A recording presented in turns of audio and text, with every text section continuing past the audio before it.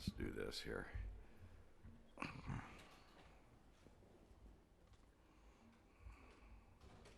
Good morning. The hearing is convened, and I recognize myself for an opening statement.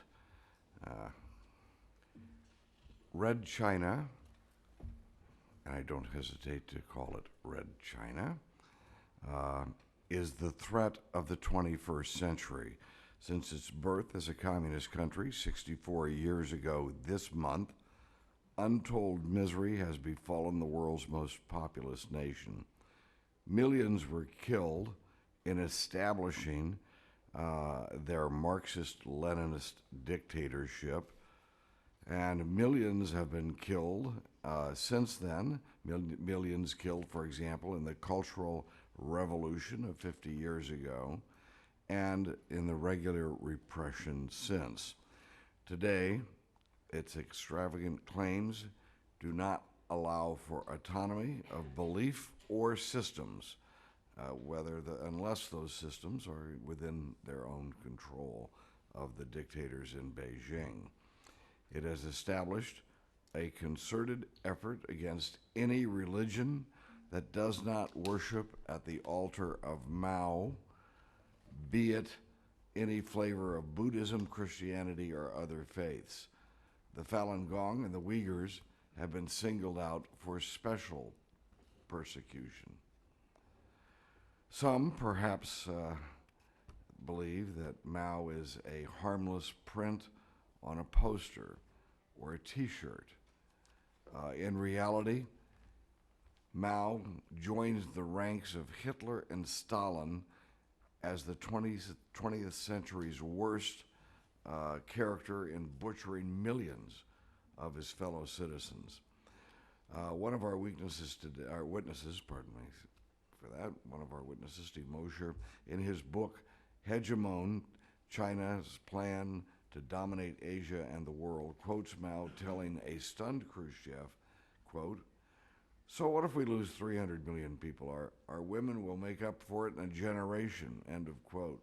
Lest one think Mao a dusty old historical anachronism, foreign policy columnist Zakaria, if I got that right, in the Washington Post, October 24th, and I quote, "It appears that the party is choosing older Mao methods of crackdown, public confessions, and purification campaigns." What exactly does that mean? There are millions of prisoners of conscience today in labor camps in China, according to a new report by the Center for International Media Assistance for the National Endowment for Democracy. I quote, "China's media environment remains one of the world's most restrictive in 2012. Crimes such as rumor mongering on the internet can land one in indefinite detention. Authorities censor and harass international reporters or deny their visa applications or renewals. Physical attacks on foreign media members are a disturbing and a growing trend. And their long reach extends overseas." One of our witnesses today, Steve Mosher, had his promising academic career in the United States as the first American social scientist allowed to carry out fieldwork in Mao's China. It was derailed over some outspoken criticism of China some years ago. Today we look at China's external posture towards its bordering states. That's the purpose of this hearing. But China has menaced, threatened, and even attempted to absorb its neighbors, notably Tibet and Taiwan, and has clashes with virtually every bordering state. The subcommittee will examine China's threatening maritime and territorial claims. For those tempted to dismiss the thought of a threat as being an overstatement, let's not forget that China expanded its landmass by 50% when it invaded and occupied Tibet in the 1950s. Notice the disturbing pattern. If China borders you or borders water that is anywhere near you, let's say the Pacific Ocean, it will assert every conceivable claim to wrest your sovereignty or territory from you, including threats, provocations, stunts, protests, and gunboat diplomacy, all while whining in the international forums that is available to it about its treatment, about how they're being treated. This is to say nothing of its routine conduct in international affairs, industrial espionage, piracy, forced organ transplants by religious practitioners that it has murdered, IP violations, currency manipulation, and even bad and deadly dog food, I might add. In the New York Times Magazine's Sunday, October 27th, in an article entitled A Game of Shark and Minnow, the author writes, and I quote, China is currently in disputes with several of its neighbors, and the Chinese, having become decidedly more willing to wield a heavy stick, there is a growing sense that they have been waiting for a long time to flex their muscles and that time has finally arrived. Again, Fareed Zakaria writes that diplomats have worried that China has been circulating new maps of the region in which a previously dotted demarcation or line that China claims in the South China Sea, instead of a dotted line, it now is a solid line. This is far from a new problem. Yet the situation has not reserved reserved the scrutiny that it does seriously deserve. After a trip to the region, I reported to the House in late 1998 the pattern of Chinese naval bases in the Spratlys, meaning the Spratly Islands, shows an encircling strategy of energy-rich islands and an intimidating military presence along the vital sea route. I argued then the U.S. government must end its silence about the Chinese military buildup in the Spratlys. Multiple administrations and secretaries of state have unfortunately thought since then that we cannot disturb our second largest trading partner, or that the situation, they would hope, will improve on its own. Worse yet, the New York Times Magazine piece reports, and I quote, the Americans pointedly refuse to take sides in the sovereignty disputes, end of quote. The magazine correctly notes China's behavior as it becomes more powerful, along with the freedom of navigation and control over the South China Sea lanes, which are being threatened, will be among the major global political issues of the 21st century. I would argue that to believe China's apparent expansionism is accidental or inevitable sells our adversary short, and we helped create this monster, this threat, by granting a permanent normal trade relations with what was then and still is the world's worst human rights abuser. This is something we never did with the Soviet Union. We never granted most favored nation status with the Soviet Union, and that's why Soviet communism went down and why dictatorship in China has emerged as a great threat to all of us, not just its own people. There's a long-standing deliberate strategy in China to expand, provoke, challenge, and ultimately dominate the region and then the world. Stephanie Klein-Albrandt, the director of the Asia-Pacific programs at the United States Institute of Peace, said, and I quote, "Nothing in China happens overnight. Any move you see was planned and prepared for years, if not more. So obviously, this maritime issue is very important to China," end of quote. Our witnesses today paint a bleak and compelling picture. Steve Mosher has written prolifically on our topic today. Perry Pickert describes China playing a far more sophisticated game of statecraft than what we are playing. And Rick Fisher states succinctly, we are in a Cold War with China. Far from minding its own business, as a good neighbor, China, and that's what they would do if they were minding their own business, China instead is an international menace with grand designs.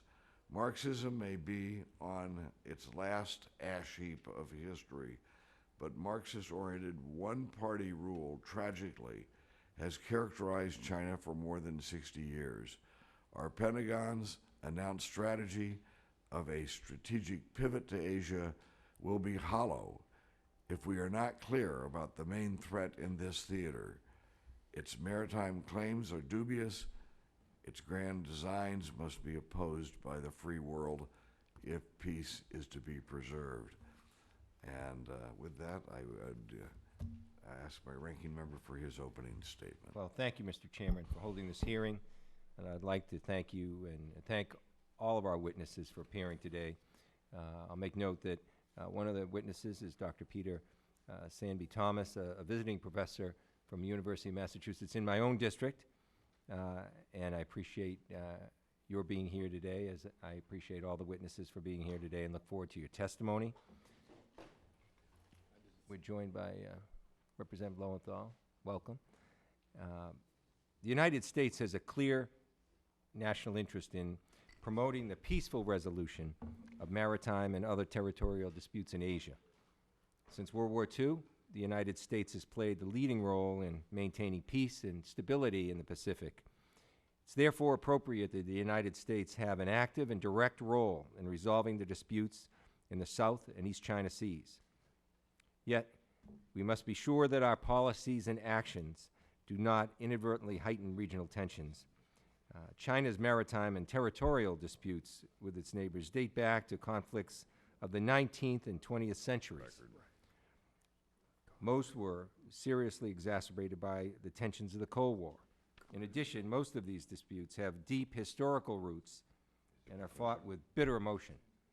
Achieving their peaceful resolution will not be easy. It's therefore essential that the United States continue to support a collaborative process free of aggression, coercion, or the threat of force amongst all parties involved. This will require patience, perseverance, and deft diplomacy on our part, even as tensions in the region continue to escalate. The United States has made clear that we'll uphold our security commitments and treaty allies and partners in the region, and we'll make sure that we're strong in stating that. Now is not the right time to change that tack. In that regard, continued U.S. support for the development of a multilateral code of conduct between China and the Association of Southeast Asian Nations is essential. A binding code of conduct would considerably reduce tensions in this region. I applaud the administration's effort to ensure freedom of the navigation rights in this region, as well as new initiatives to help allies and partners strengthen their capacity to patrol and administer their territorial waters. I am, however, concerned over the impact that across-the-board budget cuts and related uncertainty will have on these important programs and U.S. projection in the region. I look forward to hearing our panelists' views on the immediacy of the threat posed by maritime disputes and the effectiveness of the U.S. policies in the region, along with your own thoughts on how the United States might more effectively press claimants to peacefully resolve their differences. With that, I yield back, Mr. Chairman. Joined by Mr. Lowenthal, but Mr. Stockman, do you have an opening statement?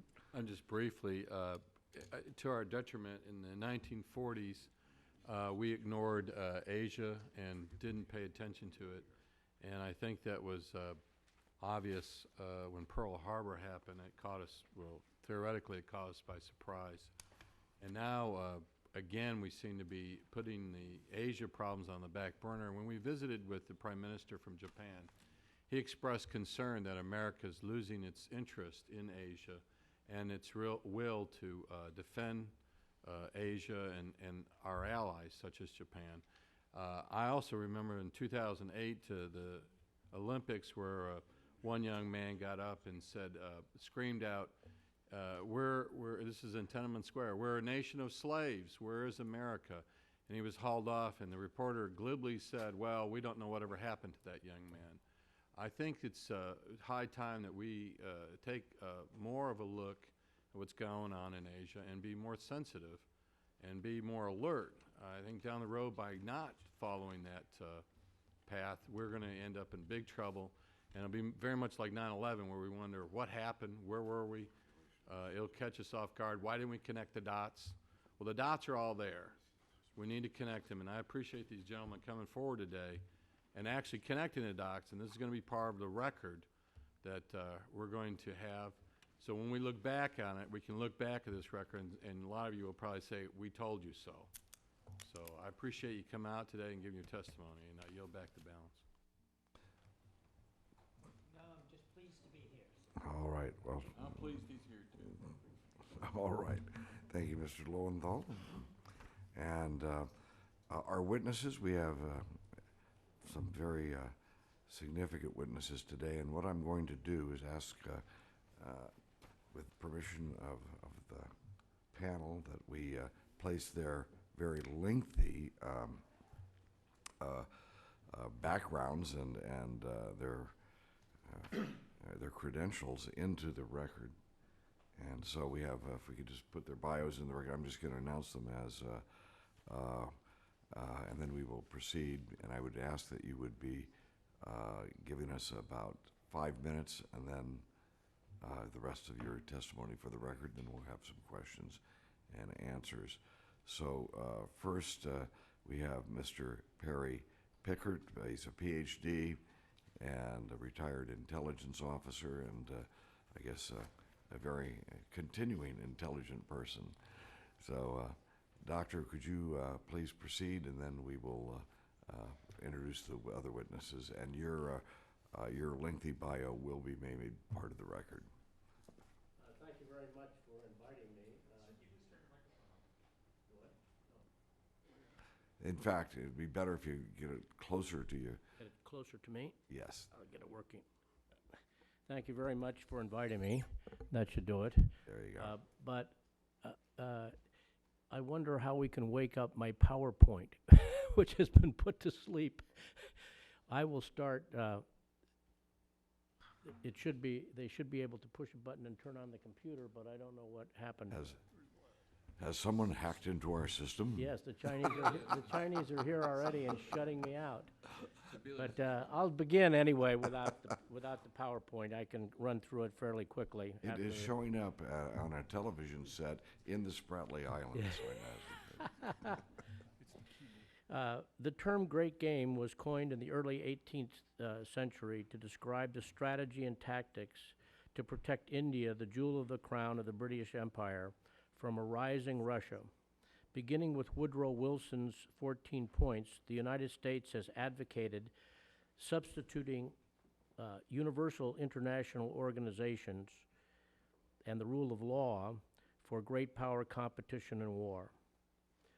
At the UN this fall, President Obama, at the UN General Assembly, stepping into one of the great games of this century, into the forum of the great games of this century, said there is no great game to be won. In this century, the United Nations systems provides the normative and institutional structure for relations as well as the language of diplomacy. While Russia, China, and the United States have never fought a war against each other, the United Nations has proved the legal rationale and cover for actions of their military and clandestine services. This morning, I will survey the strategic landscape in Asia, focused on arising China's territorial claims and the implications for the United States. China and Russia view the world from a long-term perspective of the Russians as a chessboard, and the Chinese play Go. to work here. There, you got it. I got it up, but not connected to this yet. There we go. Now we got it now. Now it should work. Point it over there. I will use the traditional Chinese game of Go, which is played by placing stones on a board, black and white stones. They are not like chess pieces which can go anywhere, but they essentially capture territory. Territory in this game is really the space between points, and the Go pieces are placed on the intersection.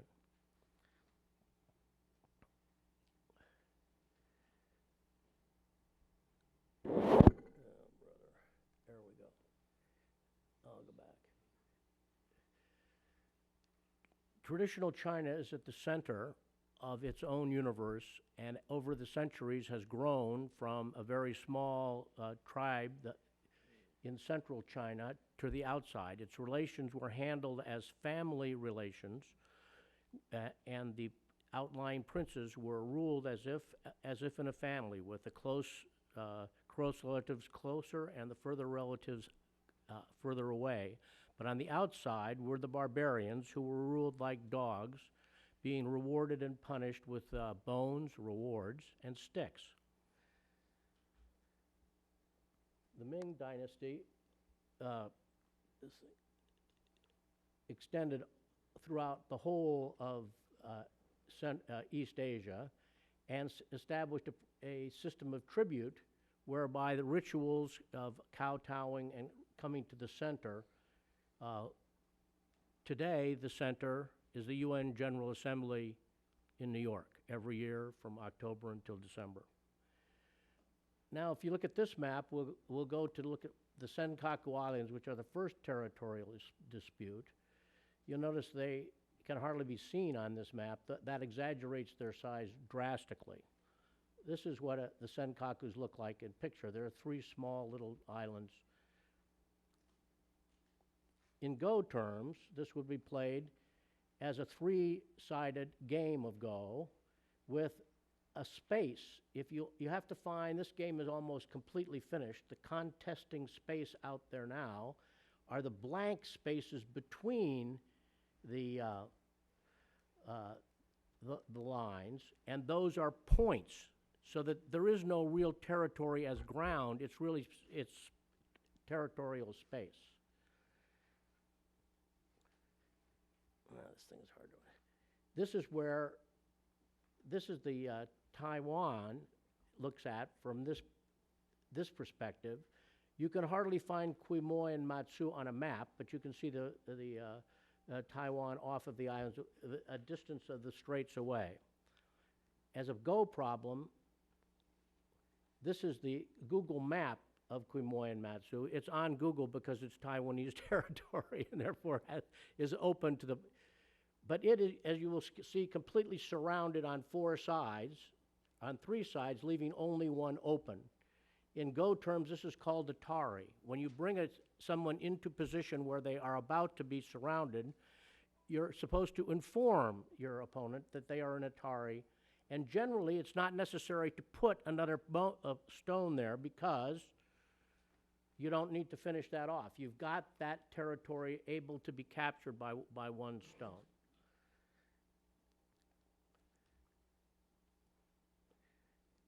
These are fuel air explosives shot from artillery rounds in Syria today. The reason I say welcome to Grozny is that with this method,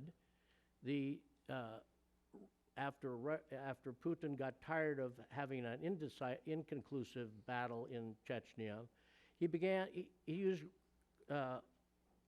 fuel air explosives to essentially level the town in 2000. Fuel air explosives are like napalm, which is blown by artillery shells. It spreads out and then is ignited after the cloud is lighted. That not only makes a big explosion, but it also sucks out the oxygen from the area. And of course, they could use fluor explosive to blow Quemoy off the face of the earth in 2 seconds. These are China's maritime claims in the South China Sea. In this case, the empty spaces you see are the specks out in the middle of the lake, which are the essentially disputed islands. The far line shows where the disputes are. Viewed as a go game, you will see that these are the 5 parties about to contest over a little spot in there. The Chinese way of handling this will be to do it bilaterally, waiting for weakness on the part of one side, then taking the space. This is the Chinese latest surface-to-air intermediate range ballistic missile. It has a fuel-air explosive warhead and is called the aircraft carrier killer because, in fact, if it hit right on the aircraft carrier, it would be able to kill everyone on it and surround, and that would be the end of it. Of course, it's really just a big scud, and the Russians and the Chinese do not use single tactics, they use mass tactics. So they would fire 8 to 10 of these. This is the range of the missile, the intermediate ones, and that shows the range of all the other.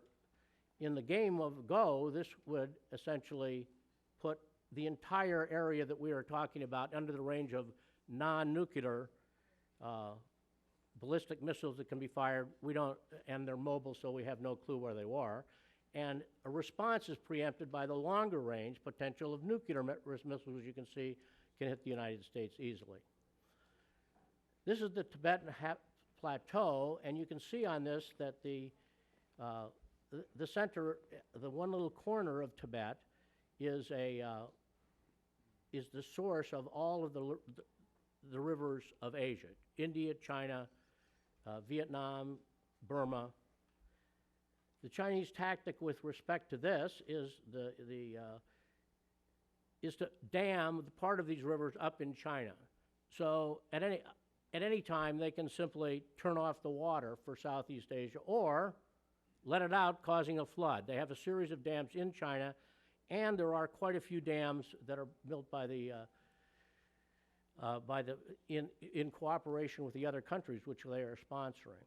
The India-China border is the farthest wide. This is an area where the Go strategy is to seize the high ground. It's not really necessary for them to have forces on the area, and if they were at Asha Kim, they would be up at about 14,000 feet, needing oxygen equipment. So nobody ever actually sits up there, but they have skirmishes all the time. Now we'll turn to the UN system as a place for the competition of the Chinese worldview. At first, you can see that the Russians also have a view of the UN. That's the UN flag with a hammer and sickle in the territory that they used to think they controlled. This is the way the Chinese view the UN system as they expand their influence over it. Now I'll go through the specific organs of the UN. But I'm going to drop the Go analogy because it's a little complicated. The General Assembly is what I call liar's poker. If you look on there, we see Khrushchev with his boot on the table. He, of course, actually had 2 very fine Italian shoes on at the time and brought that along only as a prop. He didn't take off his shoe and pound it on the table. And Deng Xiaoping announced his strategy for the next 20 years. Getting over, I'll be through in 2 seconds here. The Security Council is strip poker. You go in thinking you with one thing, and by the time that the Russians and Chinese get finished with the resolution, you get another. The Shanghai Cooperation Council was created by the Chinese and the Russians for Central Asia. You can see its logo is essentially the trace of Mongols. The Mongols. I call this the KGB officers and agents traveling crap game. The Law of the Sea Convention has been signed by China and Russia, and the U.S. is not a member, so we don't participate. This will show you how the UN system allows you to stretch to the Pacific, where you can see the Law of the Sea pioneer investors, the Chinese, the Russians, the French, having staked out territory at the bottom of the ocean. The competing claim is the Clipperton Island claim, which the U.S. has based on the economic zone. Finally, my conclusion is how do you capture Kim's gun, which is in Lahore, Pakistan? And the answer is to recruit the llama, as you see he was sitting there, because you control the space by having the person who is controlling the person on the space. And this was Kipling's statement about the great game, the final bottom line. When everyone is dead, the great game is finished, not, as we've seen, the American view that it's no longer, it's been subsumed into the UN system. Thank you. We are going to now go to the last witness because he happens to be the witness who is invited by the ranking member, and I'd like Ranking Member Keating to introduce his witness today. Thank you, Mr. Chairman. I won't go into great detail because time is precious today, but I do thank Dr. Sanby Thomas from joining us today and to testify on these issues. I do think his own expertise will be self-evident, and rather than delay with an introduction, I'll just introduce Dr. Sandy Thomas. Thank you. All right, thank you. Chairman Rohrabacher, Ranking Member Keating, members of the committee, thank you for the opportunity to testify before the Subcommittee on Europe, Eurasia and Emerging Threats on this topic of vital national and geopolitical significance. Sort of to frame the discussion, I think it's important to consider the question of whether China's recent behavior, both maritime and beyond, should be construed as a threat. And in sort of making that point, the purpose is to draw attention to the fact that China is emerging as a regional and possibly global power. And so in such a context, it's necessary to determine what types of behavior and conduct are justifiable and commensurate with this increasing power. And when you clarify this, then that provides a benefit in terms of assessing China's behavior in terms of what's threatening and what is, say, permissible.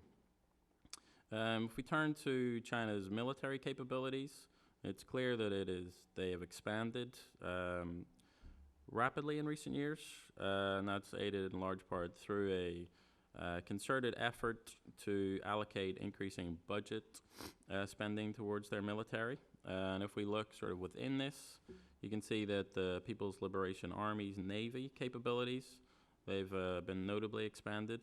And you've seen sort of significant milestones in terms of China's first aircraft carrier, sort of plans for a second one, sort of details indicating that they have other sort of high-tech equipment, sort of guided missile destroyers, et cetera, et cetera.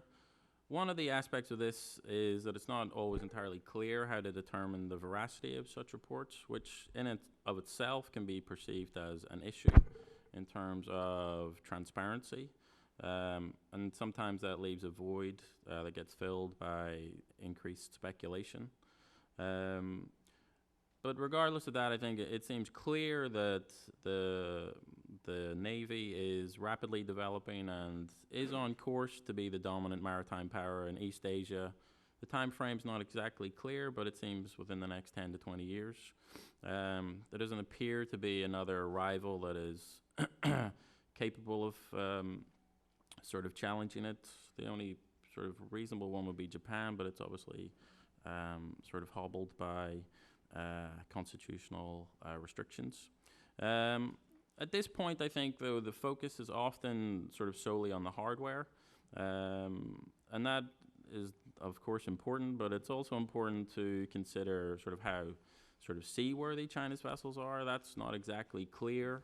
These things aren't obviously battle tested. They also have a limited schedule of sea operations.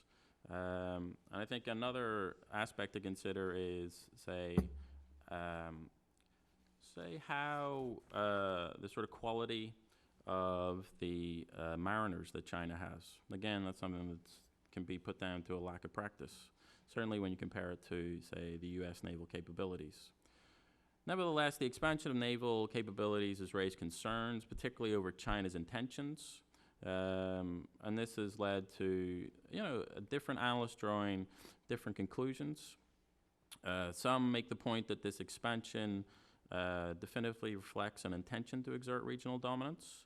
And I think that it's not obviously something that can necessarily be ruled out.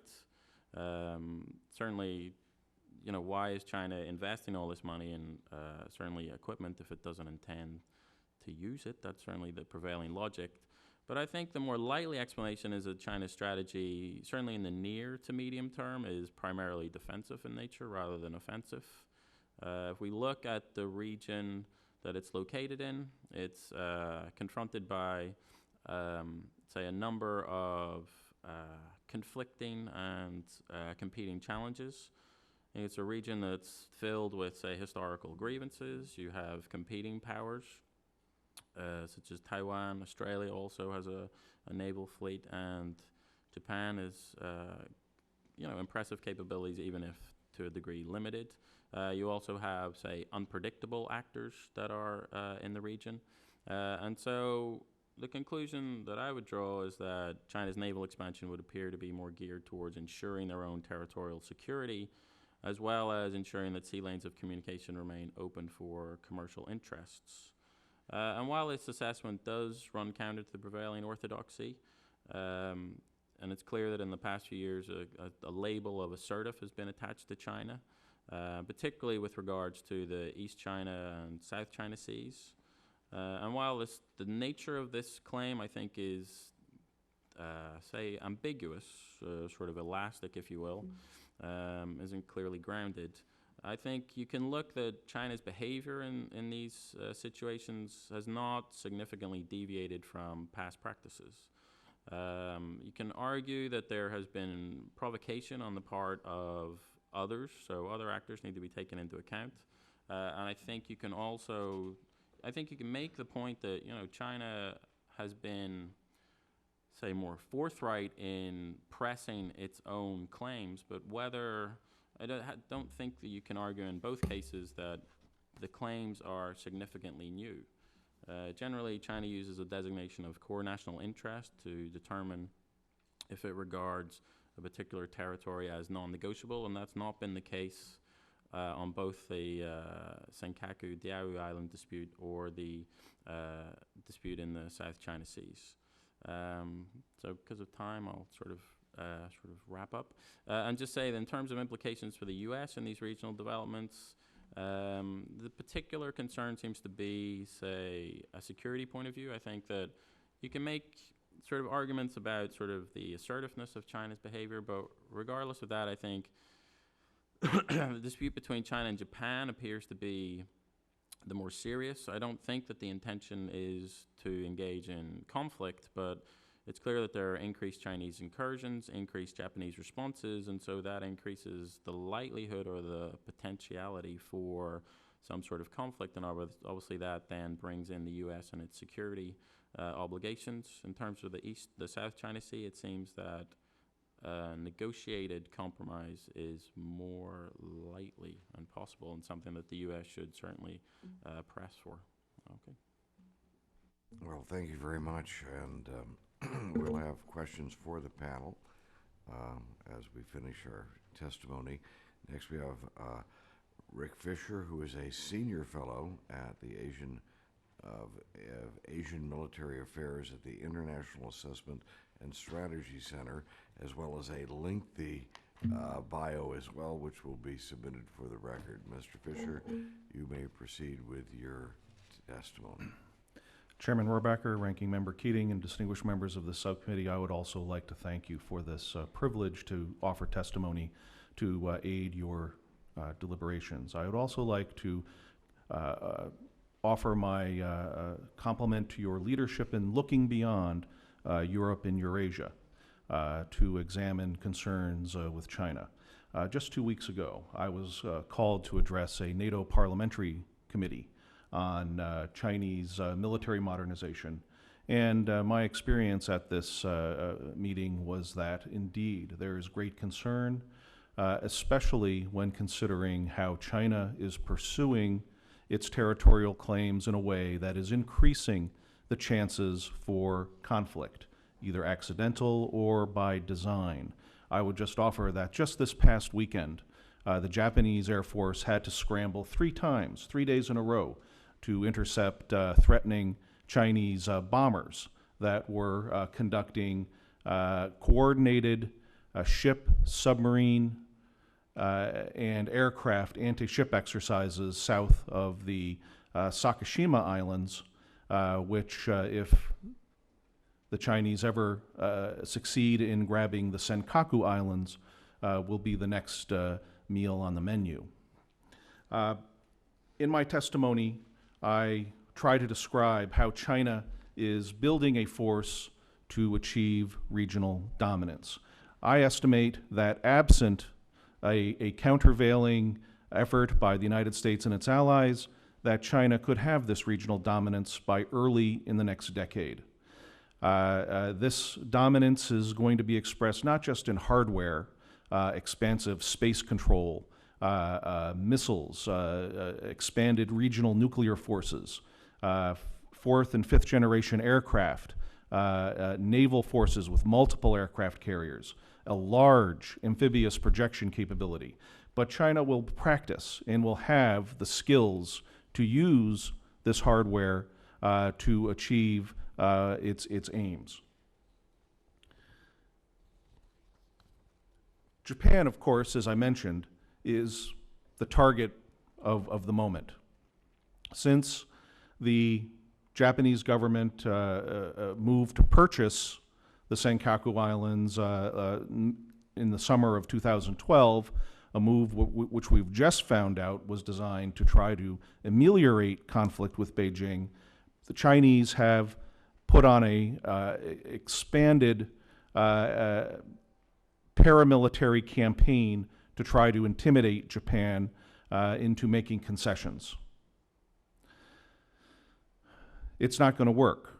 And my prediction is that the Japanese are going to rearm significantly because of this pressure, and we will have a much more dangerous and more well-armed East China Sea by the end of this decade. But China probably believes that it can have more success in the South China Sea. It is succeeding in the last year in pushing the Philippines away from areas near its economic exclusion zone. Mr. Chairman, as you pointed out in a recent New York Times article, Chinese Coast Guard ships are trying to dissuade the Philippines from supplying men on a beached LST on Second Thomas Shoal. In the future, China is going to be building the means for global power projection, and it's going to be able to weigh in on other people's, other countries' territorial disputes. I would just offer that this year I was able to find out by visiting arms shows that Argentina and China are considering the co-production of a Chinese fighter, a fighter that could be armed with a new Chinese hypersonic missile at a speed at which you can't shoot it down. China fully supports Argentina's claim to the Falklands.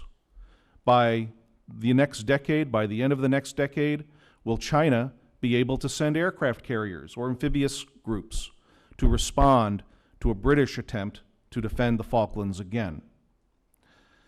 I conclude by noting that while the Obama administration's recent pivot to Asia over the last 2 to 3 years has been welcome in the region. The momentum that the administration has built up is being undermined significantly by uncertainty surrounding our ability to pay for new programs to make good on our pledges and continue to ensure pledges that we've made to our allies, our military allies. We're not able to afford aerial exercises that we've planned.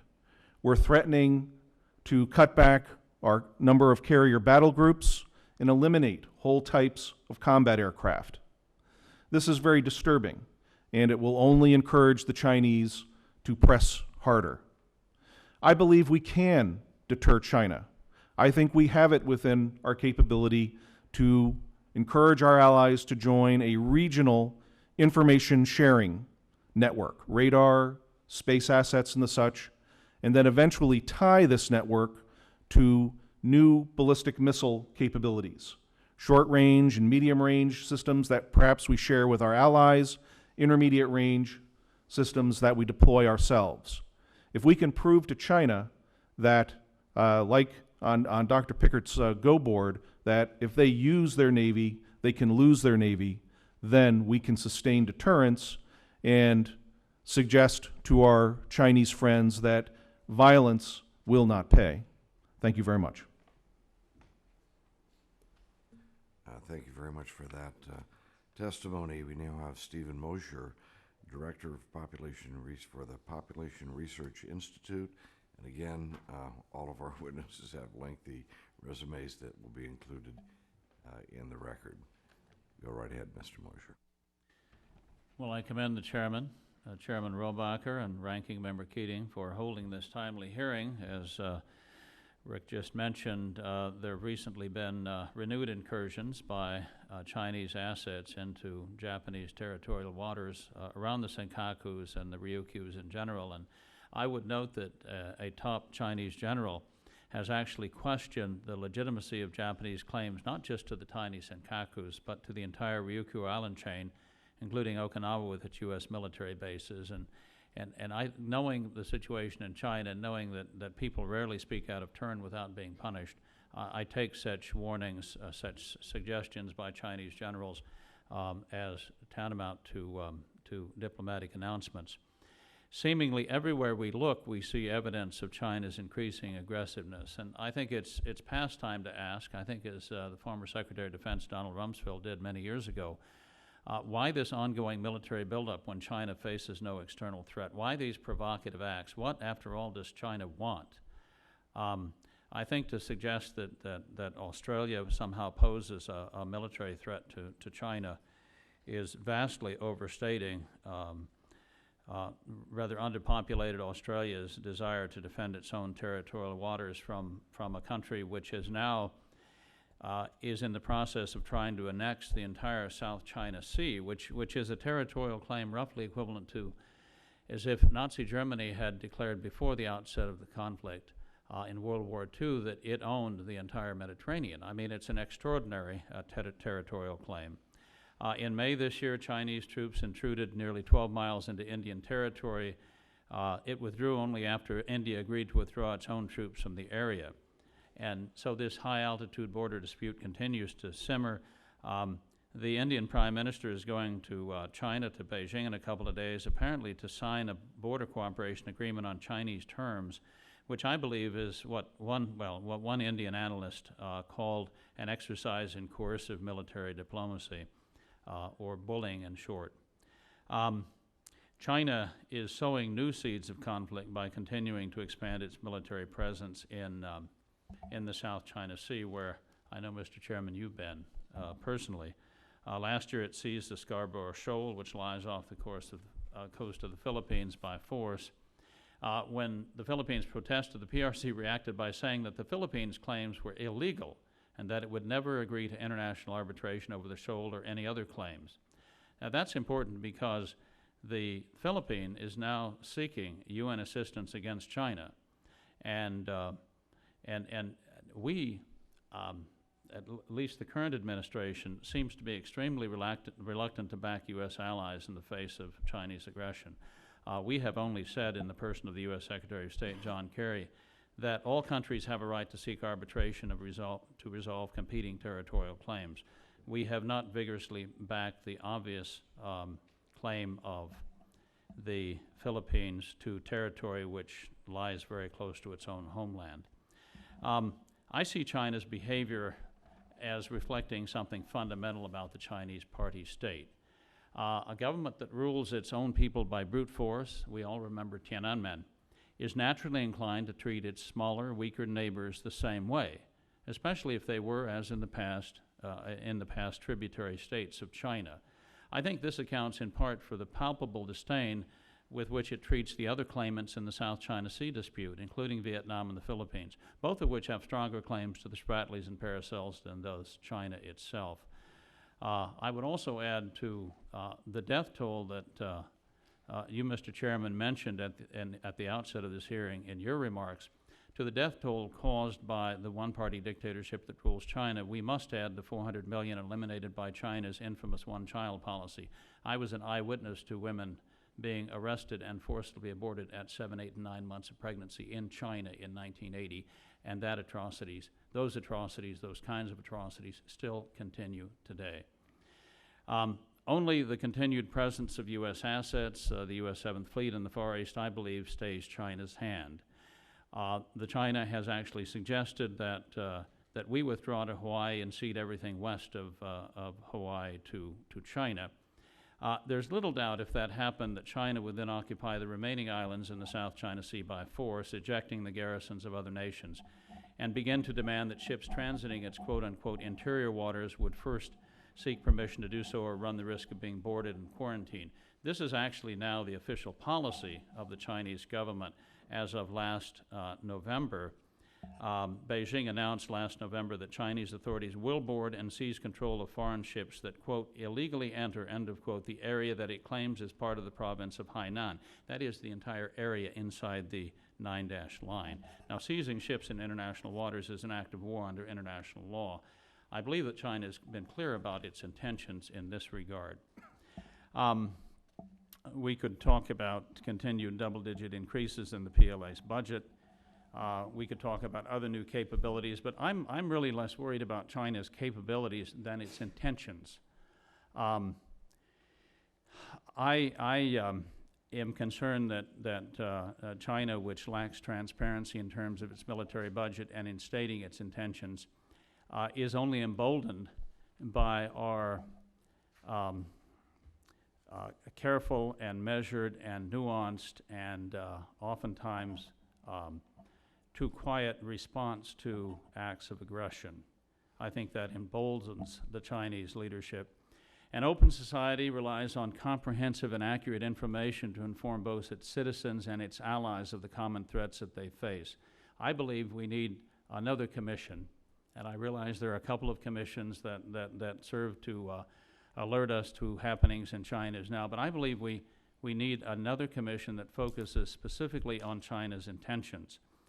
There is a precedent for that. I served on the U.S. Commission on Broadcasting to the PRC back in the 90s, which specifically looked at the question of whether or not we needed a radio-free broadcast system broadcasting into China news and information that was denied the Chinese people themselves by their state-censored media. And the answer that we on the Commission reached was yes, we did need such a broadcasting service, and it does yeoman work today. I believe we need another commission to look specifically at China's intentions. It would review, evaluate, and if necessary, correct any understatements that are reached by other intelligence agencies. Such a check on the current administration consensus on China would be invaluable. Such reviews proved to be such during the Soviet era when a number of independent commissions reviewed Soviet military capabilities and intentions. This way we would get a timely, independent assessment of China's military intentions, because in a few years it will have the hardware it needs to undertake aggression both in Asia and in different parts of the world. It is vital that we understand now, before it gets that hardware, how they intend to use it. Thank you. I'd like to thank all of my witnesses, all of our witnesses today. And what we'll have now is just some questions and answers. All right. And that's good. All right. As my staff recommends, I would suggest that I'd like well, first of all, let me just note this for the record. Our subcommittee focuses on Europe and Asia, Central Asia, but it also, in its definition, talks about emerging threats. That's why we are here today. This is part of a discussion on what some of us believe is an emerging threat to the peace of the world and the security, thus the security of the United States of America. And from the witnesses today, I would say that we do have one voice of disagreement, and we will get into that discussion, and we're very happy to have you with us to promote that type of discussion, because of course in countries like China, they don't have people on the other side of issues when they're being discussed than other side of issues that the state has taken a stand on. I'd like to ask the panel very quickly if you might mention any specific weapon systems that China is building that threatens America's naval or air or space assets. And maybe just go down the line just very quickly. Dr. Pickert, can you think of a weapon system that they are developing that you might warn us against? I think specifically the sea power aspect is under the envelope of strategic conventional weapons, and the East Wind system of these are essentially huge Scud missiles that can operate on from the bases in China to essentially any of these things which are being disputed can be blown off the face of the earth without even leaving China. So are they accurate enough to be? They don't have to be accurate. You just shoot 20 of them, and they will knock off a whole corner of the universe.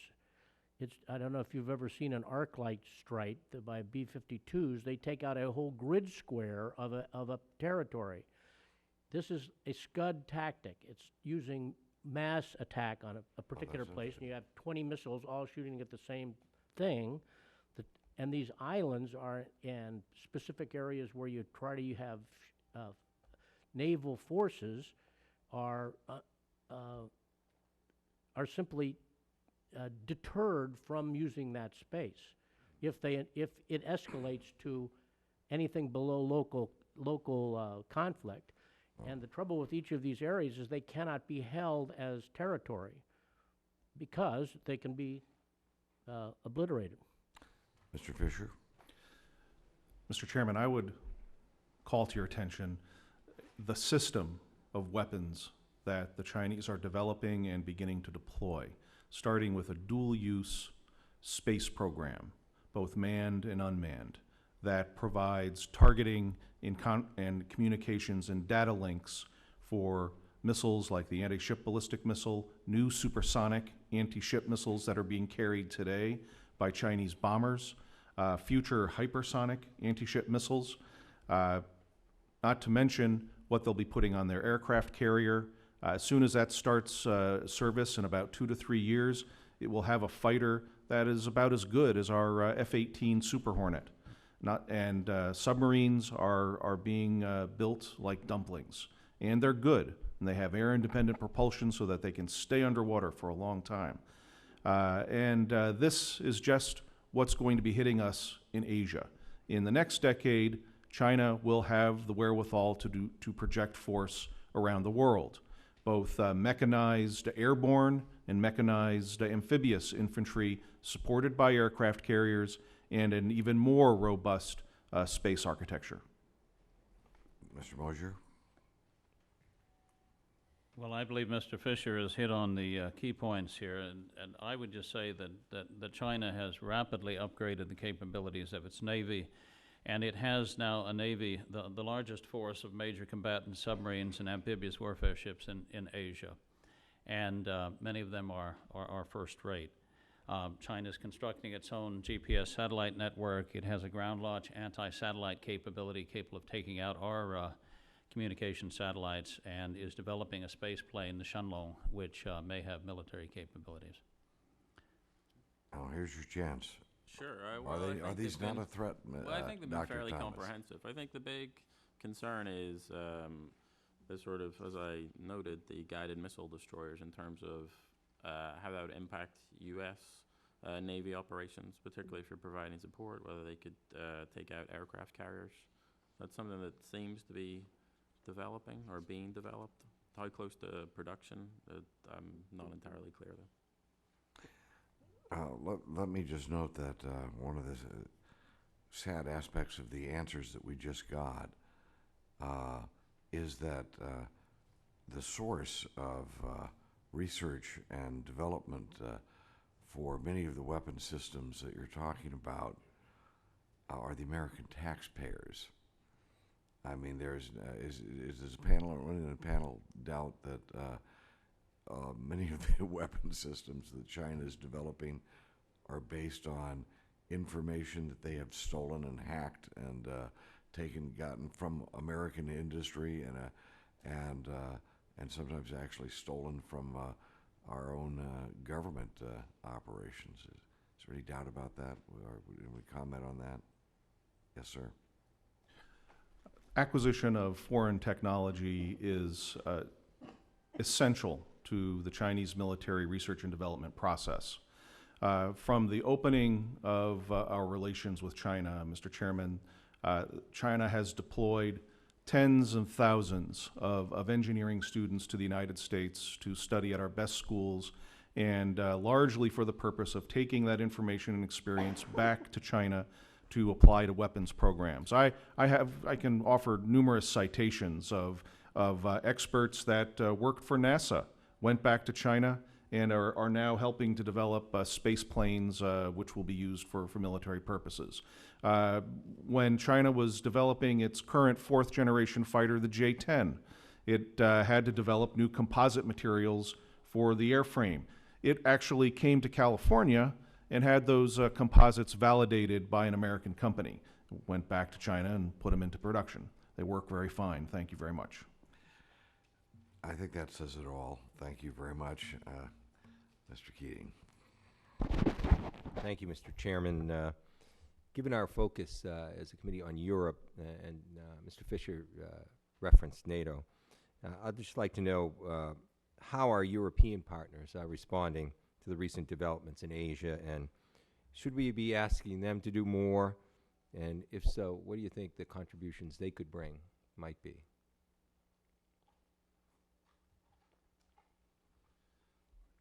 Mr. Keating, it's a very important question. For 20 years, the United States government has been engaged with our European allies over the issue of arms sales to China. The European Union established an embargo, as did the United States, after the Tiananmen massacre.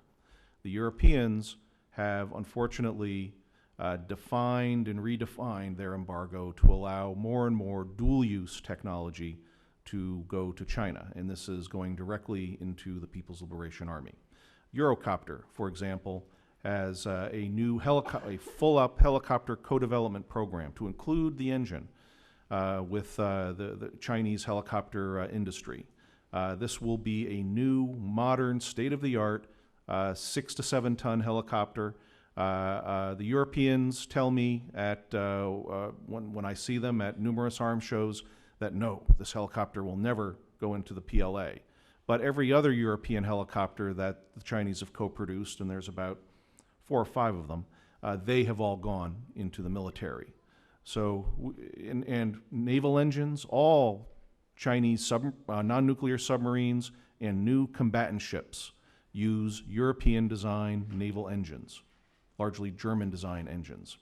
I just found a citation a few weeks ago that the Chinese shipbuilding industry has purchased a state-of-the-art Spanish ship design three-dimensional software. And this is already helping the Chinese to develop better combat ships. When we find these examples, we should be quite insistent with our allies that this is not helpful, that this is actually creating problems for them, because the sooner that China has the ability to wage war against Taiwan, which it's still building tremendously to conquer Taiwan, perhaps early in the next decade, attack Japan over the Senkaku Diaoyu Islands, or enforce its outrageous and expansive claims in the South China Sea. Those could all possibly engage American forces in support of allies and detract, either in the short term or very likely also in the long term, to assist our European allies from threats that are growing against them as well. So you mentioned that there might be compromise because of their sales. Did you note, when you gave your address, was there any concern from any of those countries about what was occurring, through China's actions? Oh yes, great concern. Many questions, and the information that I was giving, surprisingly, was viewed as new. Many of the parliamentarians from our NATO ally countries who attended this conference simply did not have an understanding that China was at a point where it was threatening to start and cause wars. Our annual PLA military power report that the Pentagon has been issuing since early in the last decade really needs to be translated into multiple languages. It needs to be upgraded. It needs to be published as a book with pictures and charts. Yes, that may look like the old Soviet military power report of the 1980s, but that's what our friends and our allies are looking for from the United States. We have to identify these threats in order to ask and encourage our allies to take them seriously and then respond appropriately. And I think all our panel has addressed this one way or another, but just to have a concise, answer to this, if I could just go across our panel and just ask, how immediate is the threat for the China's maritime and territorial disputes? And could you just, in very short language, describe it as either short, medium-term risk of armed conflict? What is the time frame, and how real is it? If we could just quickly go. I just want to get a zero in on that. I'll start at this end by saying that it's not, all of these disputes are essentially traps for points of opportunity for regional and local conflicts, one-on-one with small countries that cannot respond to them. So short, medium? That's present right now all over the place. It's happening every day, and their strategic overview of that is to protect to make sure that we do not interfere in that process. Mr. Fisher? In the last 3 weeks, Japan has threatened to shoot down Chinese unmanned aircraft that would violate Japanese airspace. A Chinese unmanned aircraft basically did that in early September, and it was intercepted. The Chinese have responded just this past weekend that the shoot down of a UAV by Japan would be an act of war. This act of war could actually transpire at almost any time, Congressman. Short term. Mr. Mosher? The threat is immediate and ongoing. That's why Japan is building now its own Marine Expeditionary Force to protect the the Senkaku Islands and also the Ryukyus. It never felt the need of doing that before. It does now. So Japan feels an immediate threat. It's in the neighborhood, and I think we ought to look to Japan's response to calibrate our own. Mr. Samby Thomas? Yeah, I think the likelihood of conflict is higher now than, say, it was a year ago. In terms of the immediacy, it seems that it's the potential for provocation on both sides is there, but I still don't think that war will break out, I guess. No, but there's consensus among all four of you that things, there could be conflict in the short term that is escalating, and that's an interesting point that we should bear in mind and seek out our Europe allies and our partners in Europe so that there's a better understanding of that. So I thank you very much. That was very helpful. And for the purpose of the rest of the hearing, Representative Lowenthal will be assuming the ranking membership, and I thank him for doing that. And thank you, because I think that last series of things put a time frame on some of the urgency of what we're facing. Thank you. And thank you very much. And Mr. Lowenthal, who represents a district next to my district there in Southern California, and he also now represents a city that includes the ports of Los Angeles and Long Beach, and these ports are, of course, tie us to China, and events in China are thus very significant to Southern Californians, and we welcome his participation today. Thank you. Thank you, Mr. Chair. And I do agree that we have figured out ways between you and I to settle our disputes peacefully. Not that we have that many. I just want to follow up on that last question about really the level of tension in terms of the maritime disputes and what really specifically at this moment should be the U.S. role. And I'd like to start with Mr. Samby Thomas and then ask all the panel, what now, where do we go now for the United States in terms of this? If tensions have escalated, what specifically should we be doing today besides holding this hearing and learning about what is really going on and not denying the existence of the problems that are going on? Well, in terms of the East China Sea dispute, it's unclear necessarily on, say, China's strategy, but obviously there's this issue of energy around the islands. I think the islands in and of themselves don't really hold a huge amount of value, right? They're sort of these barren rocks, right, that's uninhabitable. So there's energy, but that seems that could be something of joint negotiation. There's been negotiations in the past to jointly develop these, so that could be resumed. In terms of the Chinese position, it seems that the decision by the Japanese government to purchase the islands maybe on the one hand sort of didn't change how the islands were administered, but on the other hand maybe indicated that Japan it kind of changed the status quo. And so the Chinese actions in that context, maybe I think they have a strategic value. The Senkaku Islands form part of this first island chain. And the Chinese incursion seemed to be sort of testing Japanese resolve on this. I think they're testing both Japanese resolve. How far can China can kind of break this chain? Does it have an opportunity to do so? And how strong is the resolve between the U.S. and Japan? So would the U.S. defend Japan if there was a sort of conflict was to break out?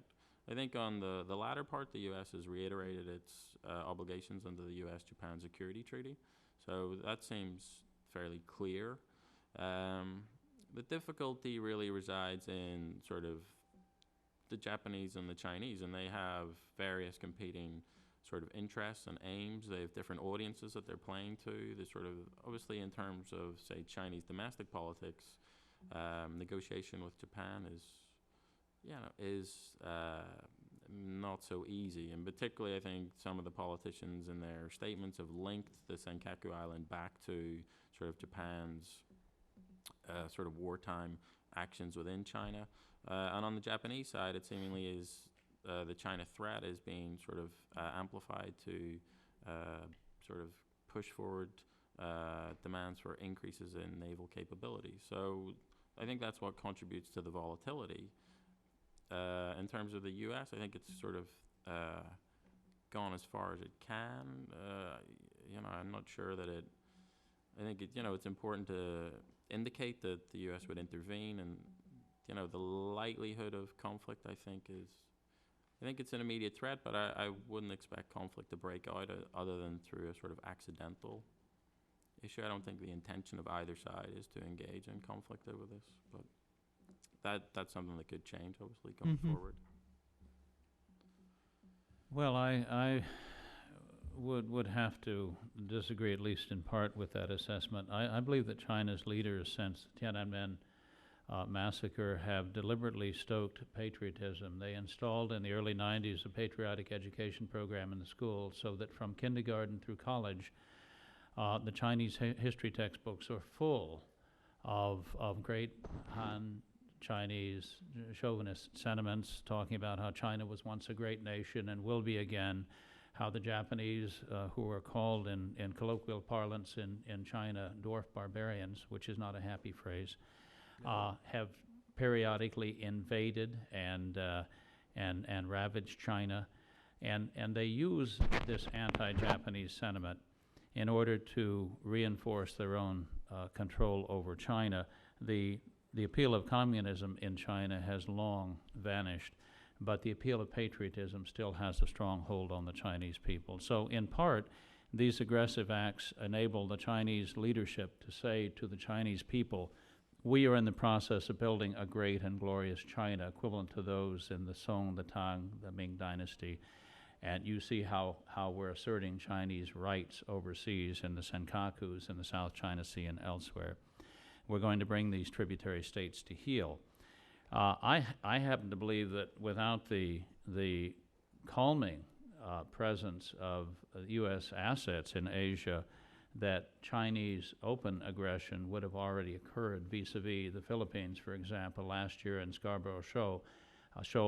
Were it not for the possibility of U.S. intervention, the Chinese might well have sank the Philippine patrol boats. Instead, they drove them off with water cannon. Last year, they cut the towed sonar arrays of Vietnamese survey vessels. They were trying to survey waters immediately off Vietnam's coast, but that's part of the extraordinary territorial claim made by China. They cut the survey cables and drove the Vietnamese ships back to port. They might have behaved even more aggressively were they not worried about the possibility of U.S. intervention. The same thing with regard to their last November claim that they had the right to intercept, interdict, and board ships in the South China Sea. We guarantee freedom of the seas, freedom of navigation. And as long as the U.S. remains engaged in Asia and reassures its allies that we will be there in the event of conflict, China gets that message loud and clear. So I think for us to equivocate or not state clearly what our position is encourages aggression, and that as in the 1880s when we faced a different kind of threat, we can achieve peace in Asia through strength, but certainly not by telegraphing weakness. Congressman, I would like to answer your question by also saying that if we do nothing today, then we risk the danger in the short term of having our allies possibly defeated in skirmishes around the Senkakus, in the South China Sea, but that this is simply unacceptable. If our allies are undermined, if they lose confidence in their alliances with the United States, they have alternatives. And in my opinion, they will develop their own nuclear missiles. Japan, perhaps, followed by South Korea, followed by Vietnam and Australia. It could happen rather quickly.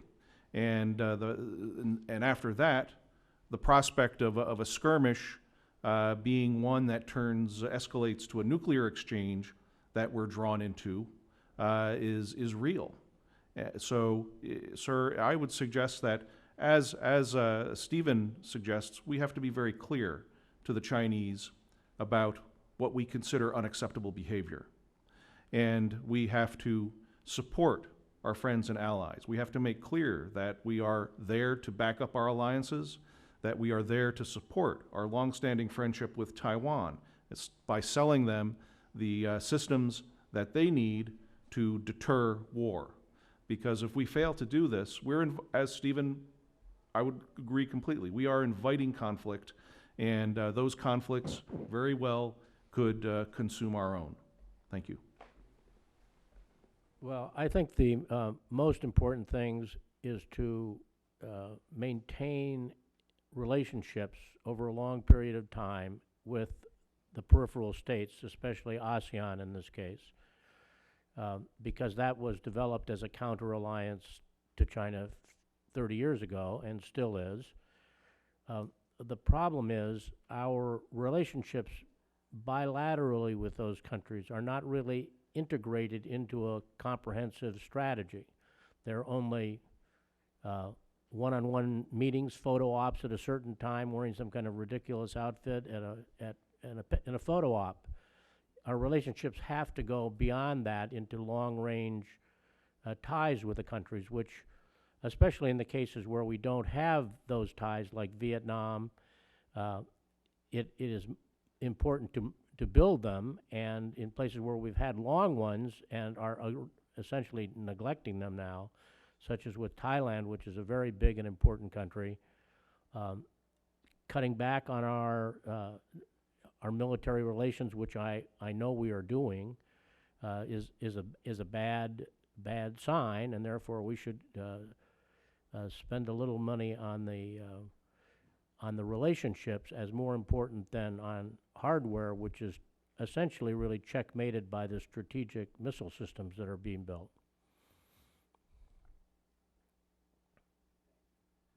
Well, thank you very much. I thank our witnesses today and my colleagues. I'll just do a summary and then we'll bring this to an end. Let me just note, we live in a changing world. This is a very changing world. My father flew the first DC-3s into Shanghai in the final months of the Second World War. And he always told me how he was sent there from the Philippines, where they'd been flying up and down the Philippines. And when they landed, their job was to make sure that that airport was available so that we could now have input into Shanghai, which had been under Japanese occupation. And things had broken down there, and so they were sent in. And when he got to Shanghai with a number of DC-3s and filled with Marines and equipment to set up communications, etc., an American presence in that city, the first thing he did was get off the airplane and grabbed what appeared to be a Chinese official or someone who knew what was going on and said, "Where is the home of the Japanese commanding officer?" And he said, "Oh, it's that big house over there." And then my father lined up his Marines and marched up to the house and knocked on the door, and an older man, Japanese man, answered the door. And my father said, "This house is now being confiscated by the United States Marine Corps. You will vacate within a half an hour and not come back." My father was 24 years old, had never been out of North Dakota before World War II, and that's what kind of influence we were exercising throughout the world. And I just saw a thing about last night. I was up and watching a documentary and on the Battle of the Bulge, and he had all these 18 and 19-year-old Americans there facing the German army. And America, since that time period, has spread out from the heartland of our country to be this huge force in the world. We no longer have that ability. We no longer can afford to be the dominant force on the planet militarily. we don't have the capability of having our young men go to a different country and knock on the door and tell the aggressor to get out of the building, or to send 18 and 19-year-olds as cannon fodder to stop a invasion by a totalitarian force into Europe. We were mentioning we're not spending as much money. Well, if we do, we have to borrow it from China in order to spend it. What does that tell you? The world is a changing situation. We have to come up with a strategy that works to promote peace in the world and also freedom in the world, which I believe peace and freedom go together. They're both sides. They're two sides of the same coin. And that's why we need to talk about these serious challenges. And I believe that as we develop a strategy for the future, we have to understand the threat in Asia and the threat that China plays to our planet, first to the Pacific and to our planet. Let me note, when we talked, or the testimony we had today on the expansion of Chinese missile and space power, the expansion of submarine fleet, Chinese submarine fleet, and the utilization of Chinese air power expanding by utilizing Western technology, perhaps Argentinians, etc. This means that we have a challenge, but at the same time, we have our limitations. All of this has to be be given a lot more thought and a lot more discussion as we have had today. Let me just note that when I hear that the Germans are working with the Chinese to develop certain weapon systems, I can't help but not be so upset that some of our people might be listening in to the German government's conversations. I know Mrs. Merkel may not like to hear that, but the fact is that our intelligence systems need to keep us informed of the development of this type of threat. And finally, let me just say, we don't live in a world where a 24-year-old young man goes and confronts a Japanese general who is engaged in an aggressive act in China. We live in a world instead that you have an aggressive posturing by China and a bullying of its neighbors by a government in Beijing that is the world's worst human rights abuser. I think the most important statement made in today's hearing was that a country, a government that so tortures its own people, so represses them and murders them, how can we expect them to treat other neighboring weak countries any better than they treat their own people? And that does not forebode us or to warn us what does. The fact is, where they treat their own people, they will treat the rest of the world. And Japan, we need to make sure Japan, which can be a very positive force, that we need to not be afraid of Japan anymore. And we need to make sure that where we cannot afford to balance off this expansion of Chinese power and military power in the Pacific, we can't afford that. But we can afford to work with Japan, who, with their contribution, can help balance off that shift in power and thus help ensure the peace of the world. We should be working with the Japanese for that end. With that said, this hearing is now adjourned.